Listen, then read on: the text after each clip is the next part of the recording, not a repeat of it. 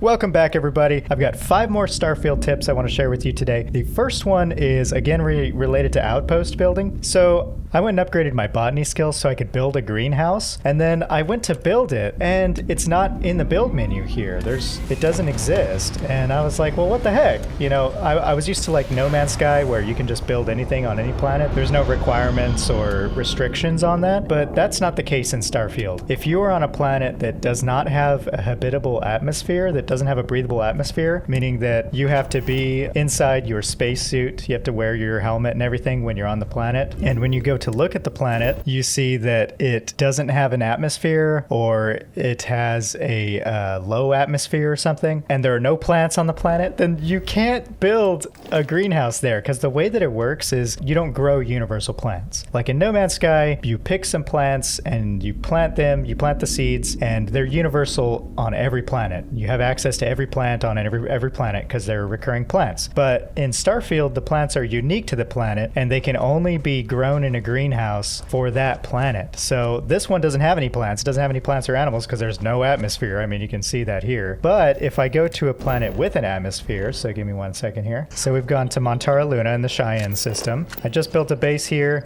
and you can see in the builders, the greenhouse does appear. So now I can build a greenhouse because this planet sustains life. I mean, there's like some birds flying over there. It's got plants. But the other thing to note, if you want to build a greenhouse, if you want to start this is, so I'll build this. You can't just build a greenhouse. You not only need power, you also need access to water. So my greenhouse doesn't operate unless I have access to water. So we'll put our water extractor here, and then we'll link it. Now that we have power and water access, open the control console. It lists out all these items here that are obtained from plants that are on this planet. Currently, I'm generating sealant from a plant that I've scanned, but you see how it says requires scanning here? You have to complete scanning those plants in entirety on the planet, and I've only done 3 out of 7 in order to actually grow them here. So if I open the door, the only one that's growing in here is the one that I've scanned, Golden Creeper. I believe it's just 1 plant per greenhouse, but I mean, it's beautiful. You know, I got my plants growing here. You can select which plant you want based on what resource you want to generate. And then, of course, you put the output for the resource in another chest. But that was something I didn't... I was like, why is it just gone from the menu? I thought I unlocked it. I thought it was a bug or something. But no, it's because of the planet that I'm on. It's the same thing if you want to do animal husbandry. But maybe I'll do that in another video. But yeah, that is some tips for greenhouses if you want that nice greenhouse look. So this is going to be my base for a greenhouse. Isn't this a beautiful planet? It's got mountains and hills, and there's a plain down there. These mushrooms are kind of unsightly, but hey, you know, that's just how it is. And there's a coast over there. Isn't that beautiful? This is what would be called a paradise planet in No Man's Sky. All right, this next tip is about selling organic items. I had someone mention in the comments, Dragon Reborn 7444. Something I never see anybody mention is that Noelle pays more for organic materials, which is true. And I think the game kind of tells you that at the very beginning. She mentions that. She's like, hey, I'll pick up whatever you have. But there's not an explicit mention that she pays extra for it. So I wanted to compare directly. If they can stop talking, because it's very distracting in my headphones. Let's see what we got here. So I guess we'll choose this analgesic. That's only 1? Really? Let's do something that's more than 1. All these are 1? Man, that's pathetic. Quark degenerate tissues. Well, that's an exotic. Why does that look so disgusting? What the heck? I've never looked at this before. That is gross. What's the word I'm looking for? That is grotesque. Okay, so she's going to buy it at Jimison Mercantile for 33. I've only unlocked 1 point in the mercantile skill. So I think that's like 5%. So it might be different on yours if you haven't unlocked any mercantile. Now let's go to the lodge and see how much Noelle will buy those quark degenerate tissues for. Because she's got weird hobbies. She's not out here. Maybe she's in the bar. Noelle, where are you? Oh, you know what? I could use this. She's sleeping? Is that her? Oh, it is. Sorry. So let's see. I want to sell these quark degenerate 1,000? Oh my gosh. Okay. That is a massive difference. Massive difference. And everything else was like 1. Okay, no joke. This is fantastic.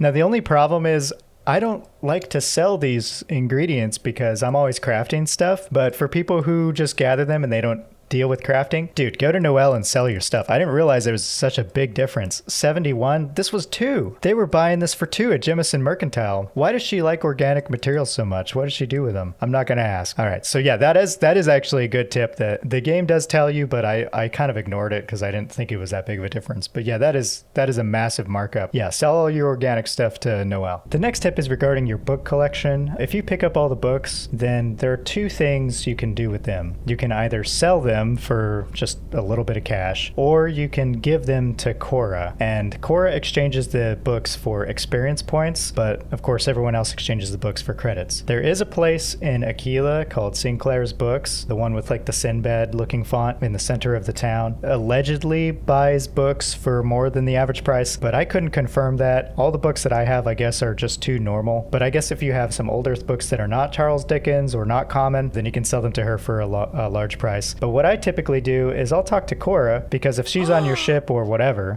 even if she's back at the lodge, you can give her some books that you found, and she's very thankful for it, even if she's read them before. And then I get 2 XP per book. So it's just a little something. 2 XP is not a lot. I mean, you could just go to a planet and destroy all the wildlife on the planet and get way more than that, but it's just an immersion thing, giving books to Cora. Okay, the next tip I have for you is movement related. If you're on a planet with water, one of my biggest gripes with this game is that there are no underwater environments to explore. I know No Man's Sky didn't have that for years. It was just like 2-foot deep water with a couple plants in it, maybe some wildlife, but they've really gone above and beyond in recent years, and now the underwater environments in No Man's Sky are incredible. And I wish Starfield would have released an underwater update to fix that on planets, because you can get in the water, but you can't dive or anything. You just kind of like stay on the surface. There's no way to dive, and there's not a lot of interactivity. Sometimes there are creatures in the water, as people have noted. You can scan things if they are in the water. But what I want to share with you is if you want to get across a body of water quickly and you're on foot,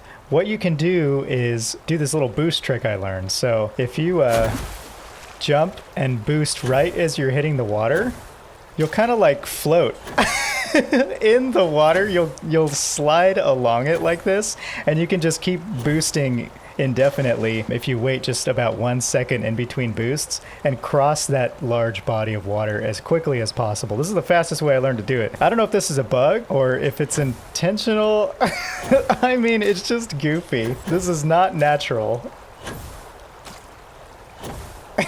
But it sure is fun. So yeah, that's a movement tip I got for you if you want to cross a body of water quickly. Now, before we get to the last one, I don't know if this counts as a tip, but I just noticed the other day that the reticle expands when you're in movement and then moves more towards the center when you're standing still. And that's a reflection of the accuracy. So if we move forward while we're shooting,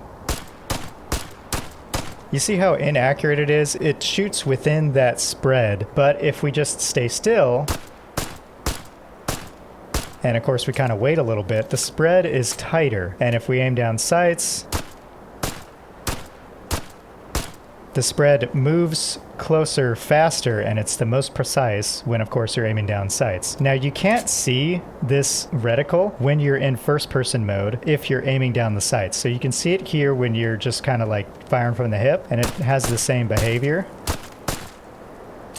where there's a wide spread. But if I aim down sights, of course, that disappears, and I don't get any indication that the movement is affecting my aim, but it has a similar spread to when I'm moving and when I'm in third person. So just a little thing I noticed is movement severely affects your ability, even if you're aiming down sights, to fire accurately. And this has bothered me a lot, and I'm like, why is my gun always missing? It's because I'm moving. See, even if I'm aiming down sights, that spread is wide, and I'm not always hitting my target, which is pretty accurate. If you've ever actually used a gun, you know it's very difficult to hit a precise target while you're in movement. There's just so many variables. I mean, a hair's breadth can change where you're hitting on the target. There's also a skill point called targeting. It increases your accuracy and range, but that only affects when you're not aiming. I haven't unlocked it, so maybe someone can tell me if it affects when you're aiming down sights and you're moving. But if you're just, shoot from the hip all the time, this might be one that you'd like to unlock later. Okay, and just to correct the video last time, I got like 20 comments saying, dude, don't you know you can actually use the shoulder buttons? So yeah, use L1, R1, LB, RB if you're on a controller to change the amount that you're transferring in 10s or 20s. It's weird. It's not consistent. Like, see, I have 351 items here and it reduces it to 333, removing what, 18 of them. So, but if I have like over 100, then it removes 8 from 162 to 154. So it's not consistent on, it must be like some kind of percentage or something. Let's see, for 208, if it's 10%, then it should be 20, maybe 21. We'll see. 208 to 198. Okay, it's only taking 10 out. So anyway, it takes about 10 at a time. Use the bumpers to move up and down. Someone was like, oh, well, why are you doing that? All you can do is press the D-pad to the right if you're at the far end and it'll take you around. No, it's not circular. You can't use the D-pad to do that. I'm pressing it. It's not doing anything. And if I go to the other end and I press the D-pad left, it also doesn't do anything. So don't waste your time with that, but you can use the shoulder buttons to like skip ahead. If you're on PC, you can just move it with your mouse, which is like so helpful. Anyway, so yeah, those are all the tips that I have for you today. Thanks for watching. Be kind to each other. Go play a good game and delight in the joy of discovery. I'll see you next time.